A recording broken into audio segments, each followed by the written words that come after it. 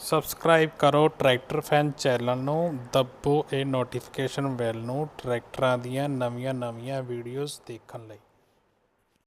ਇਹ ਸਾਡਾ ਸਵਰਾਜ ਦਾ 963 963 ਟਰੈਕਟਰ ਹੈ ਜੀ, 963 FE। ਇਹ 60 to 65 HP ਕੈਟੇਗਰੀ 'ਚ ਆਉਂਦਾ।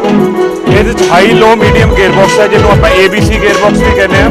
ਇਹਦੇ 'ਚ ਇੰਡੀਪੈਂਡੈਂਟ IPTO ਨੂੰ ਕਹਿੰਦੇ, ਇੰਡੀਪੈਂਡੈਂਟ PTO ਦੇ ਅਲੱਗ ਕੋਈ ਕਲਚ ਦਿੱਤਾ ਹੋਇਆ ਜਿਹੜਾ ਈਜ਼ੀ ਹਿਚਿੰਗ ਕਰਦਾ।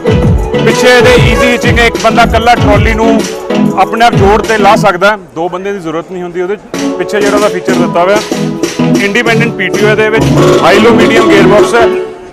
ਇਹਦਾ ਜਿਹੜਾ ਇੰਜਨ ਹੈ ਇਹ 60 to 65 HP ਕੈਟੇਗਰੀ 'ਚ ਆਉਂਦਾ। 3 ਸਿਲੰਡਰ ਟਰੈਕਟਰ ਹੈ।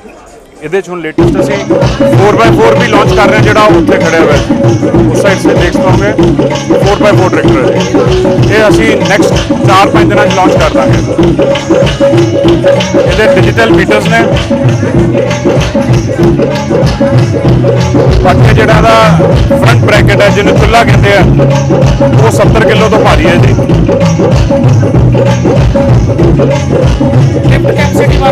ਇਹ ਲਿਫਟ ਕੈਪੈਸਿਟੀ ਦੀ 2100 ਕਿਲੋ ਦੀ ਹੈ ਜੀ। ਉਹ ਜਿਹੜਾ ਗੀਅਰ ਸਵਿਚ ਹੈ ਉਹ ਈਜ਼ੀ ਹਿਚਿੰਗ ਹੈ, ਜਿਹੜਾ ਈਜ਼ੀ ਟਰੋਲੀ ਆਪਣਾ ਲਾ ਸਕਦਾ। ਇੱਕ ਸਿੰਗਲ ਬੰਦਾ ਟਰੋਲੀ ਨੂੰ ਇੰਗੇਜ ਐਂਡ ਡਿਸੰਗੇਜ ਕਰ ਸਕਦਾ।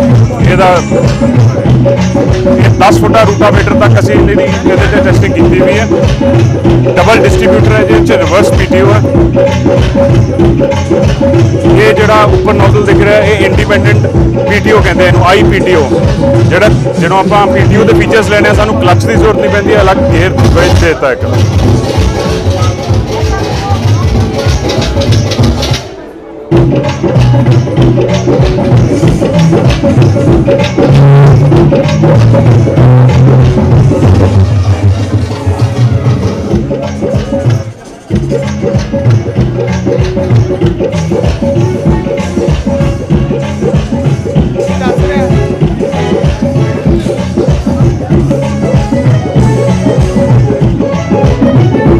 ਇਹਦੇ ਇਸੀ ਟਰੈਕਟਰ ਦੇ ਵਿੱਚ ਅਸੀਂ ਉੱਥੇ ਦਿਖਾਵਾਂਗੇ ਤੇ 4x4 ਅਸੀਂ ਜਿਹੜਾ ਲਾਂਚ ਕਰਨ ਲੱਗੇ ਹਾਂ ਟਰੈਕਟਰ।